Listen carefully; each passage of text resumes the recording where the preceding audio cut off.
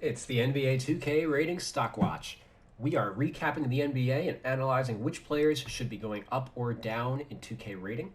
I'm your host, the Real 2K Insider, and we're breaking down games from October 27th, 2021, day 9 of the NBA season, of which there were 10 games. So let's start off with the Charlotte Hornets, who beat the Magic 120 to 111. Hornets moved up to 4-1, second place in the Eastern Conference.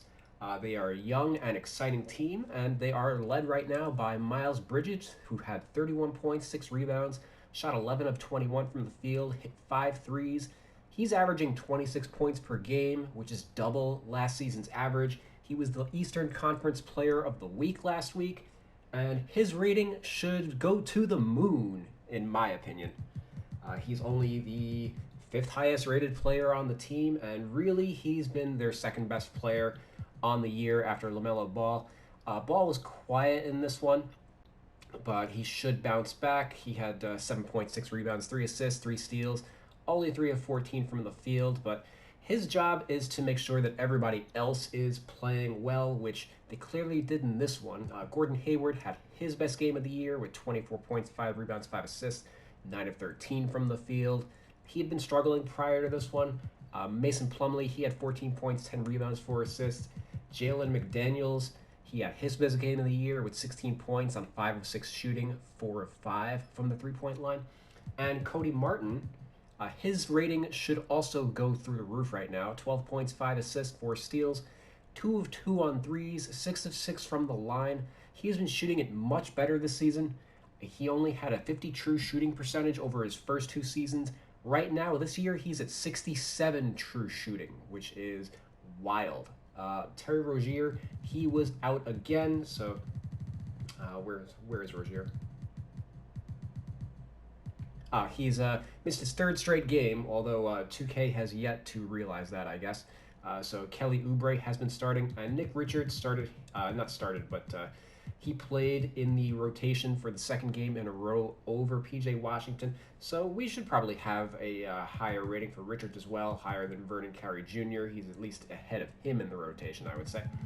Let's check out the Magic, who dropped to 1-4 on the season, but they've been playing hard. They are like the Magic, they are a young and exciting team. The entire team needs a ratings makeover because all these guys are just way too low relative to what they're producing right now. Cole Anthony, he had 24 points, 5 assists, or 5 rebounds, 6 assists. He's averaging 17, 7, and 6. His rating should go up. Wendell Carter Jr., he's averaging 13 and 9, shooting 33% from 3 on 3.5 threes a game.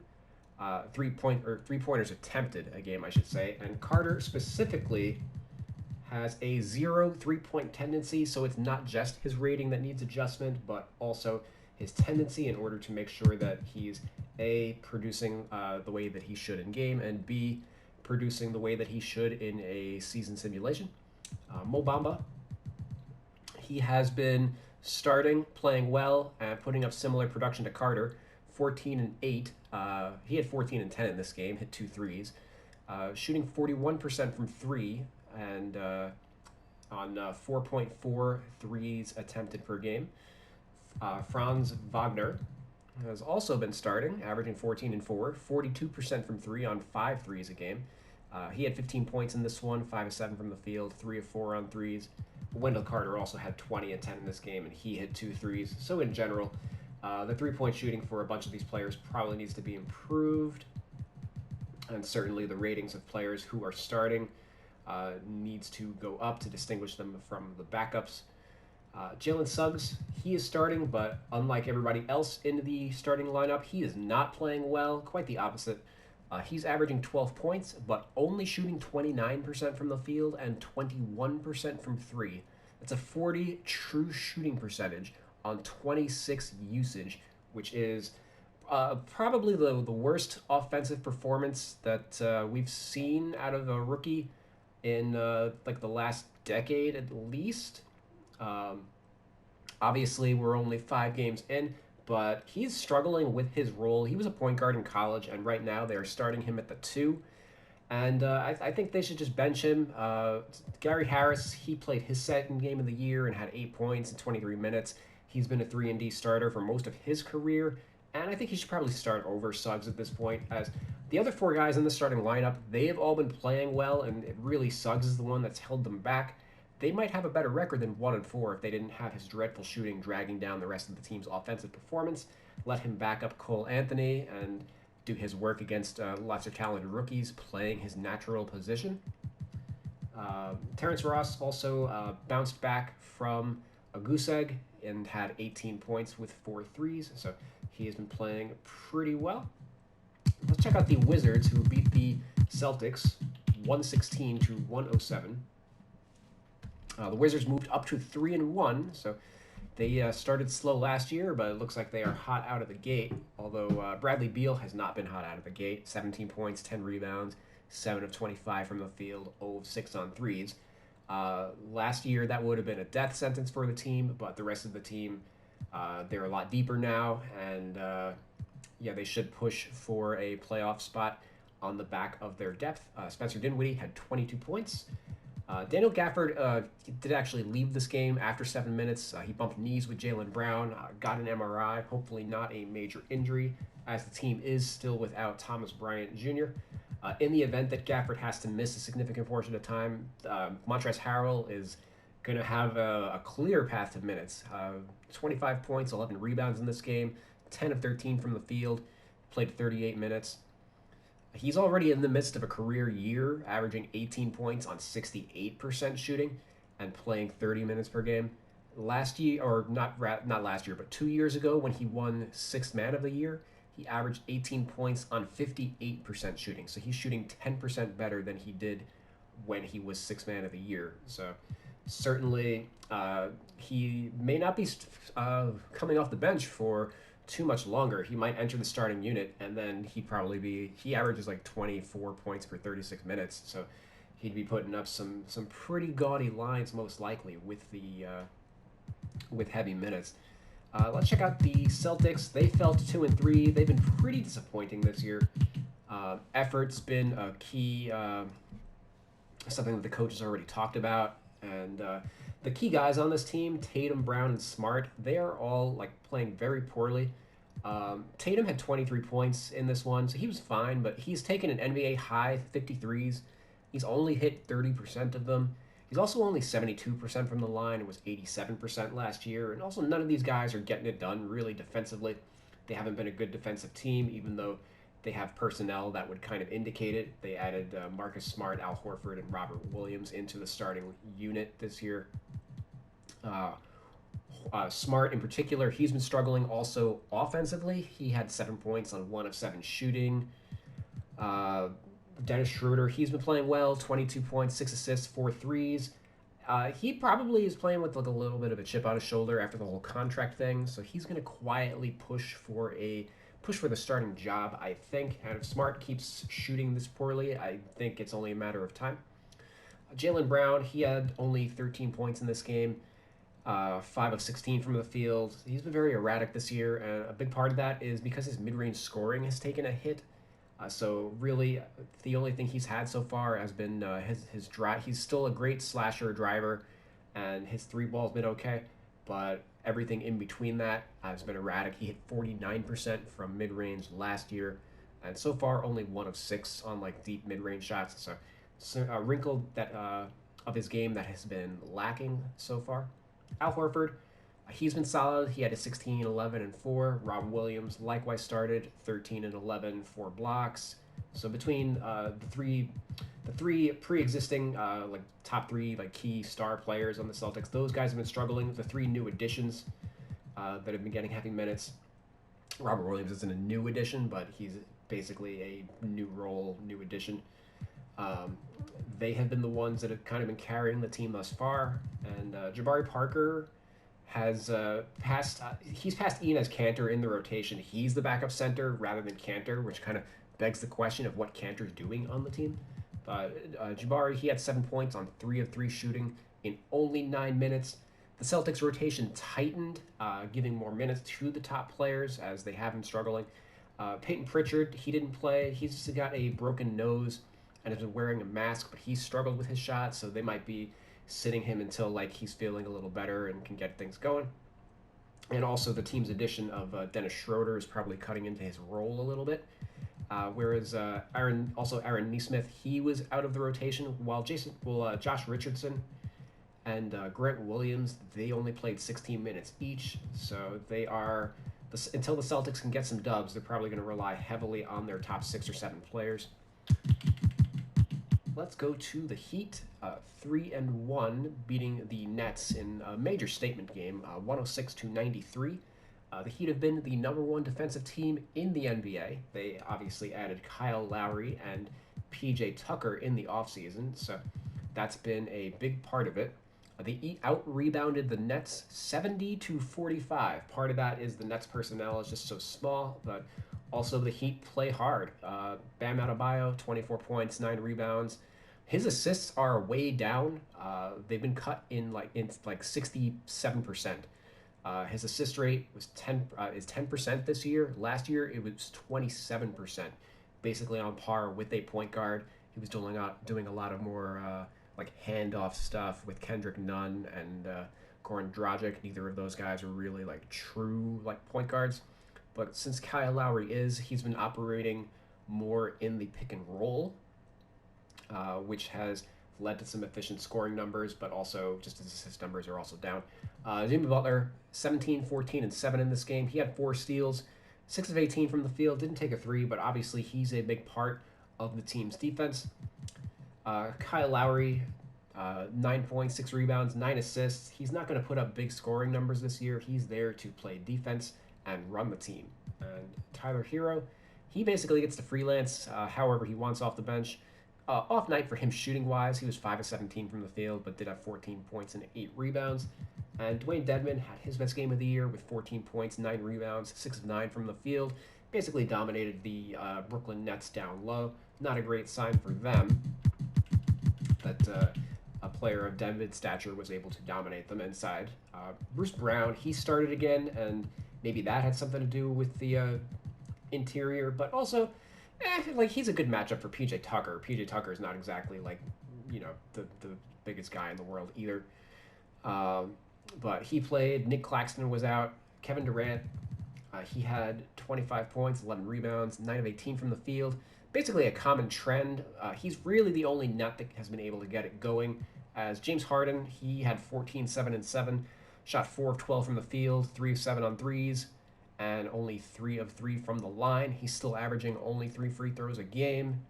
His 17, 7, and 8 average is nowhere close to the 24 points that he averaged last year and the 34 that he averaged 2 years ago. So drop his rating like a rock. He is not producing anywhere close to a 94 overall.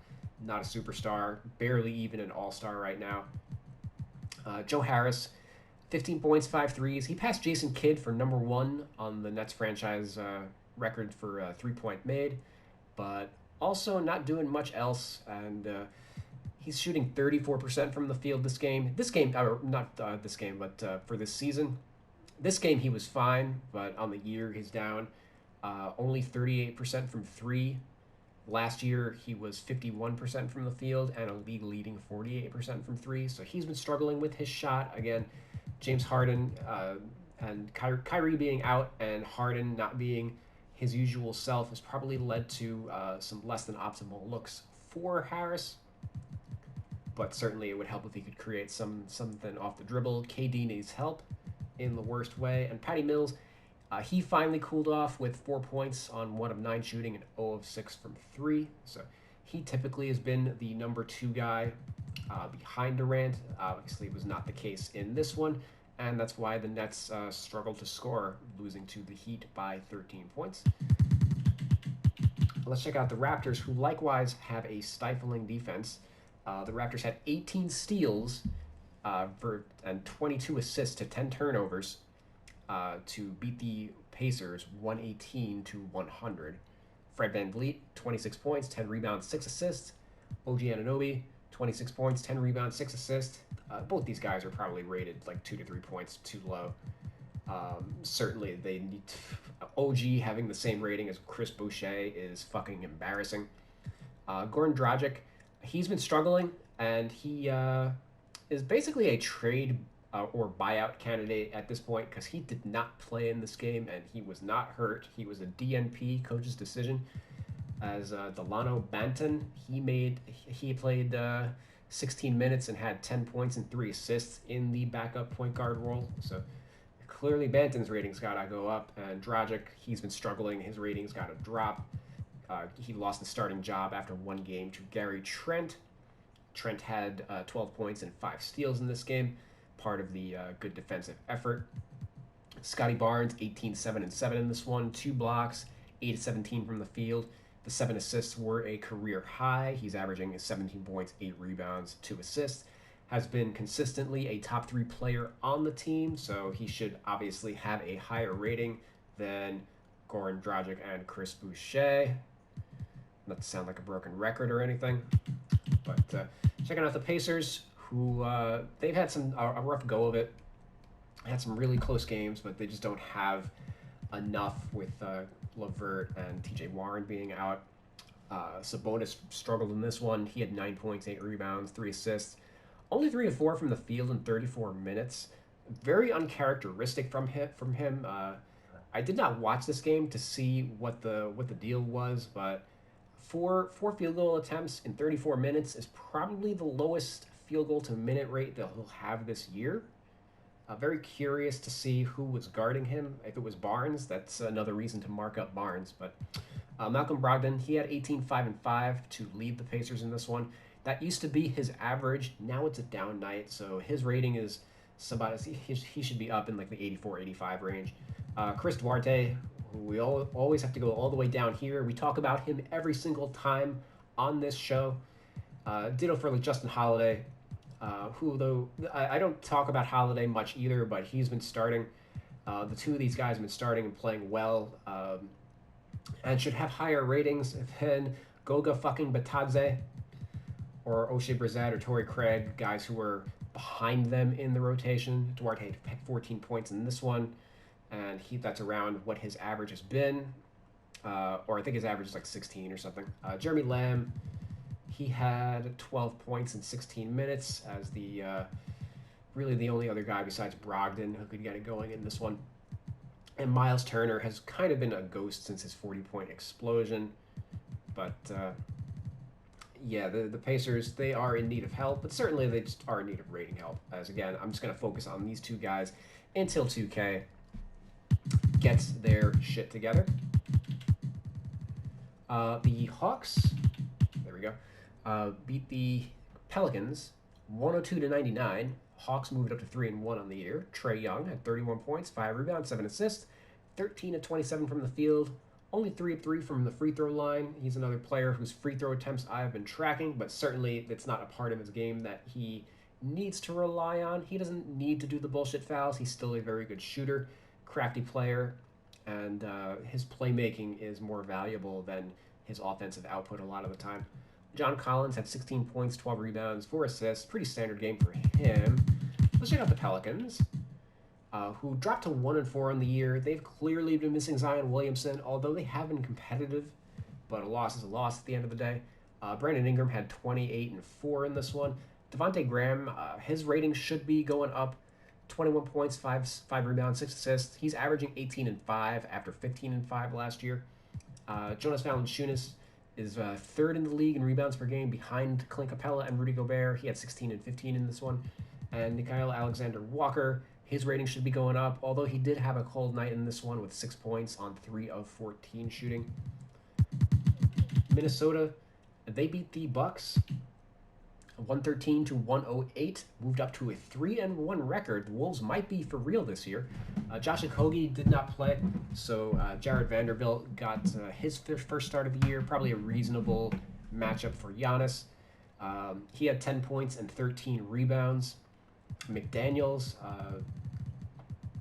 where's he at? Okay, Jaden McDaniels, he had 11 rebounds. Also moved to small forward, so they had a jumbo lineup in this one.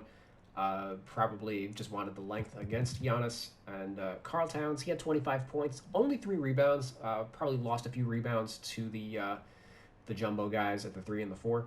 but he also did have 5 assists and had 3 blocks and shot 9 of 13 from the field. 25 points on 13 shots, super efficient, that's what he's known for, and he's most likely going back to a 90 overall rated player. That's what he was rated when he was making the All-Star team a couple of years ago. And if the Wolves are winning games, that's really been the only reason that he hasn't been making the team. So look for him to make the team again this year. Anthony Edwards, maybe too soon to say that he'll be joining in, but he's been playing really well.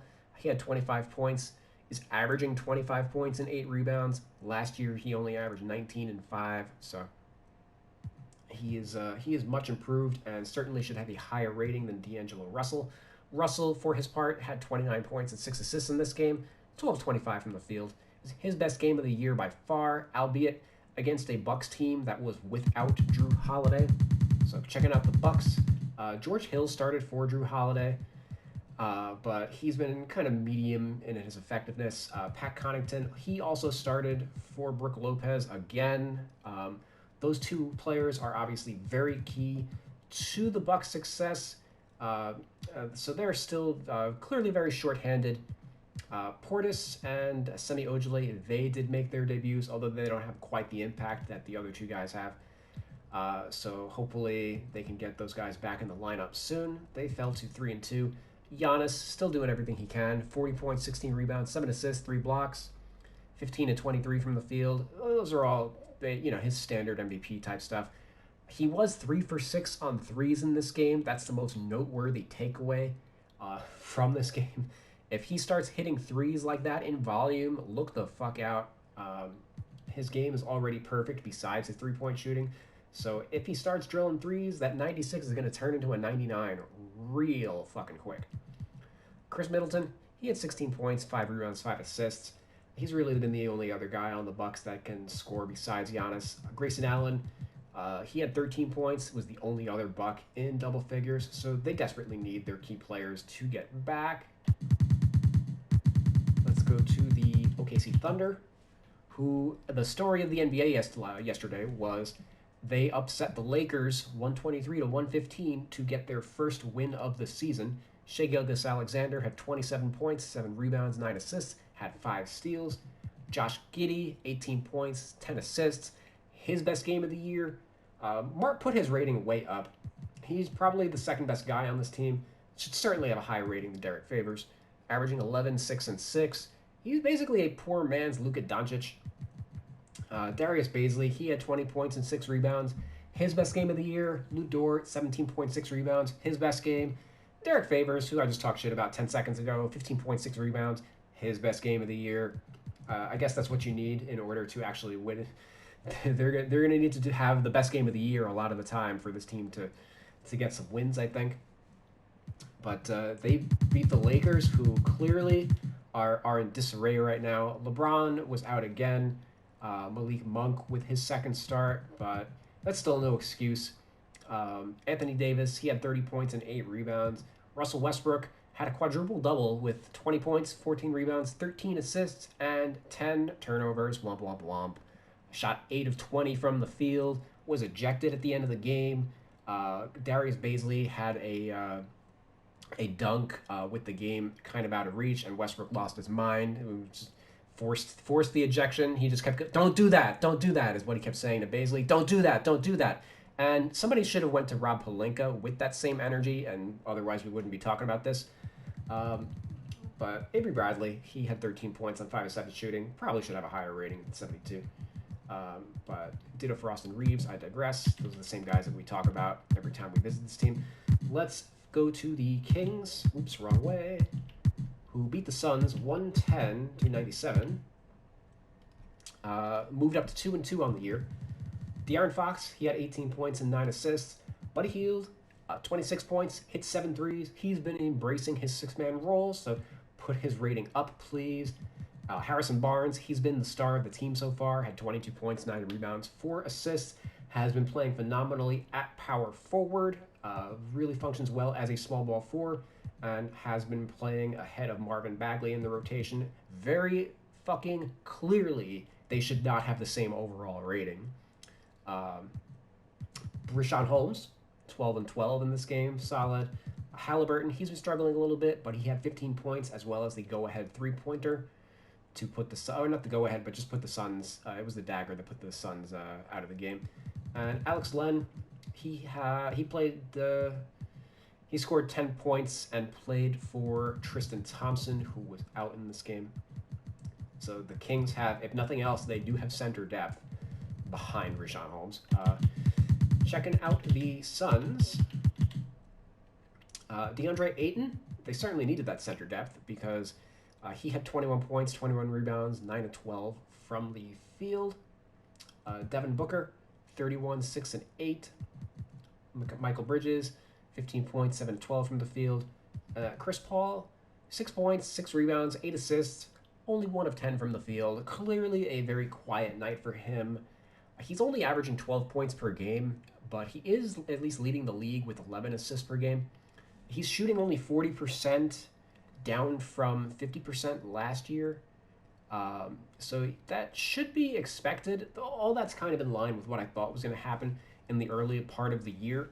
The Suns had a very short offseason, and Paul is 36 and also dealt with some injuries during the playoffs. So I think that he's going to be pacing himself for the early part of the year.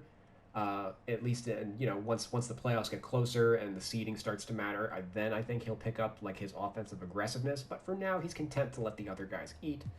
And a big part of keeping Paul fresh was they brought in Alfred Payton to be the third string point guard on this team. And the premise was, the thinking I think was Chris Paul probably was going to miss a little bit of time, with load management and stuff earlier in the year. They haven't been able to do that yet because Campaign, he actually got hurt. So Payton, he stepped in again, and he had 10 points. He's easily the best third string point guard in basketball.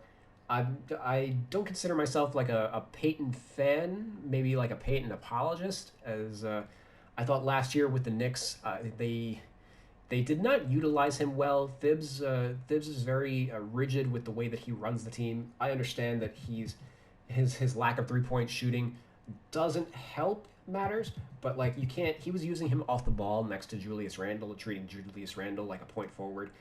Alfred Payton as a with the ball in his hands, he's basically an Andre Miller type of like, he can run an offense, clearly can back up that's what Chris Paul does. So he fills that role very well, and if he can learn any tricks from Chris Paul, he might eventually go back to being a starter one day, or at least being in the rotation regularly for a team. So that's something that I've got my eye on. Let's check out the Blazers, who went up to 2-2 on the year, blew out the Grizzlies 116-96. Dame Lillard has been struggling, 20 points, had 10 assists in this game, but only shot 6 of 22 from the field. Still struggling with his shot this year, but won the matchup against John Morant, so baby steps. He's only averaging 18 points per game from 29 last year. He's another player that I would recommend dropping, similar to like a James Harden or whoever in the early stages of the year. CJ McCollum, he was underrated coming into the year, averaged a career best 23 last year, and he's up to 27 per game this year. Had 25 in this one to lead the Blazers. Nurk, he had 17 and 8. Nasir Little, he started once again for Norman Powell. 2K apparently is not keeping up with injuries on a regular basis, as we've seen a couple instances where players are out for multiple games, and 2K has not accounted for that yet. But Little has been playing better this year, so he moved into the starting lineup, which moves Simons over to the 2 guard. Simons had 17 points and 5 threes in this game, and gives Dennis Smith Jr. an opportunity to back up at point guard. He had 5 points, 5 assists in 19 minutes. Baby steps for him, similar to Alfred Payton. Has been kind of a little misutilized the last couple of years. He just wants an opportunity to play, and this injury to Powell might give it to him if he keeps playing 18 minutes a game. It's reasonable to argue that his rating should be higher. Really, all three of these guys should be higher in rating. 2K does not a great job with the ratings for their bench players in particular. Let's check out the Grizzlies. John Morant, he had his worst game of the year, and 17 points, 9 rebounds, 10 assists, 9 turnovers.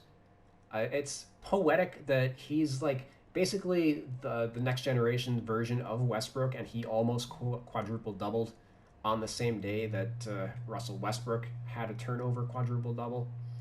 It's a good sign for his development, unlike Westbrook, that a quadruple double is like the worst, a 9 turnover game, 17, 9, and 10. That was his worst game of the year. That's a really good sign for just the direction that he's been going with the team. He's playing like a superstar, has like a 29 PER, player efficiency rating. And a lot of that is because not only is he a crazy good driver, he's much improved as a shooter. He hit 3 threes in this game, and that's something that was missing from his game the last 2 years. Now that you have to defend him on the perimeter, it just opens up the driving lanes for him, so his assists are also up. Desmond Bane has been the main beneficiary. He's averaging 19 points per game. He had 19 points in this one, hit 4 threes. Bane is shooting 50, 40, 88. Last year, he was only averaging 9 points per game, so clearly his rating should be through the roof. And it begs the question of should he start over Dillon Brooks once Dillon Brooks is ready to return from injury, because Brooks is nowhere near the offensive player that Bane has been so far. Brooks is good at creating his own shot, but that isn't as necessary with Ja taking off as a distributor. And there's no question that Bane is a better shooter, which is what the team really needs. Jaron Jackson, he struggled in this one, had 7 points, 3 of 13 from the field, 5 fouls, 18 minutes. He's only shooting 31% from the field on the year. His performance on both ends was a major factor in why the Grizzlies were blown out. D'Anthony Melton, he went cold in this one. Had 0 points on 0 of 8 shooting, but nevertheless, even with this goose egg, he's averaging 14 points per game in the starting role, up from 9 last year. Clearly should have a higher rating than Tillman, Tyus Jones, and Kyle Anderson. He's been struggling this year, so we can drop his rating. But yeah, let's finish off with the Cavs, who beat the Clippers 92-79. The Cavs moved up to 3-2 on the year, a little bit better, playing better than I think some people anticipated. Colin Sexton, 26 points, 12 of 20 from the field. His assist rate is down as he doesn't have to play point guard anymore. He gets to focus on scoring. That's not a dissimilar dynamic that Allen Iverson had playing with Eric Snow. If anything, Ricky Rubio, I would consider him like a rich man's Eric Snow, maybe even like a billionaire's version of Eric Snow. But Darius Garland, he had 16 points, 6 assists in this one. Rubio, he had 15 points. And the Cavs, they have a similar dynamic to what the Knicks have with Kemba Walker and Derrick Rose. They get 48 minutes of a quality point guard. And that's for the Cavs especially, that has not been the case the last 3 years. They've been pretending that Sexton was a point guard, not running with a second string point guard, letting Sexton pick up the backup point guard minutes, and he was not effective in that role. And then when players got hurt, like they had Matt Dellavedova, the few point guards that they did have either were hurt or not good. Like Damian Dotson was a point guard last year. Jetty Osman played some point forward earlier in the year. So Ricky Rubio has been a major boon for the team. And the veteran leadership of, I think, Rubio and Kevin Love has been very important for the team. Love had 10 and 10 off the bench. The bench in general was the difference in this game. Love and Rubio outscored the Clippers bench 25-18. Jarrett Allen, he was quiet with 2 points and 7 rebounds, 2 of 7 from the field. Lauri Markkanen, 7 and 9, also 2 of 7 from the field, but somehow that 7 and 9 is better than what he's been doing otherwise of late. And Evan Mobley, he's been thoroughly outplaying Lauri Markkanen, had 12 points and 10 rebounds. He's one of the best defensive players on the team. Very clearly should have a higher rating than Markkanen. Markkanen should honestly be like somewhere in the 77 range, I think, at the very least. He's also a small forward on this team. To Markkanen's sort of credit, as a small forward, I'm sure he's not being used in the post or in the pick and roll, as was like those were probably the main places he was used with the Bulls. But they are relying on him for shooting. He's only shooting 30% from three, and the Cavs in general are 29th in three-point percentage, so certainly an area of improvement. They really need Markkanen to find his stroke if they want to make headway, because I'm sure they're not going to, get crazy games from Love and Rubio forever. Love's grip on his physical health may be tenuous at best. At which point, if Kevin Love gets hurt, Markkanen probably rejoins the bench, and they have to go back to starting Isaac Okoro, just based on how the rest of the depth chart on the team works out. But let's finish off with the Clippers, who dropped to 1-3 on the year. Paul George, he has been struggling a little bit. 12 points, 10 rebounds, 4 steals, 6 of 20 from the field, 0 of 8 on threes. Did not take a free throw in this one. The free throw focus so far has been on James Harden, but George has only taken 6 free throws in 4 games, and they flat out need him to be more aggressive with Kawhi Leonard out, not just in terms of taking shots, but also attacking the rim. This team does not have, they are not an athletic team. They are a jump shooting team for the most part, so they need somebody to take that load on, and honestly, it's got to be Paul George, because nobody else. He's the best guy at creating his own shot. Nick Batum, he bounced back from a subpar outing. 16 points in this one, was starting from Marcus Morris again. Reggie Jackson, he had 16 points, but only on 6 of 15 shooting. He's been erratic to start the year.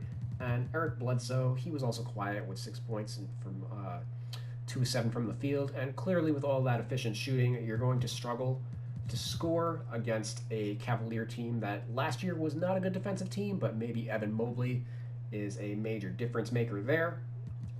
But we'll see how things go. The Clippers are a little banged up.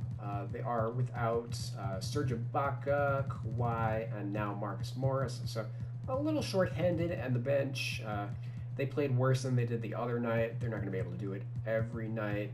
And certainly, they don't have any go-to scorers on the bench either. The closest thing they got is Luke Kennard. So yeah, they are relying heavily on Paul George, and on the nights where he can't get it going, they are going to struggle to score. So that wraps things up. Don't forget to hit the subscribe button if you're new to this channel and you like this video. I'm going to be talking about 2K roster content all year. Once 2K releases a roster update, I'm going to break it down, and I'm going to be releasing player and team-specific content throughout the year. Keep an eye out for a Miles Bridges video that I'm going to work on. And you can also follow me on Twitter at Real2KInsider to get all the updates and hear my thoughts on what's going on in the NBA. And if you have any feedback or think I'm too high or low on a player, or just have anything to say, let me know in the comments. I'll see y'all tomorrow otherwise. Peace out.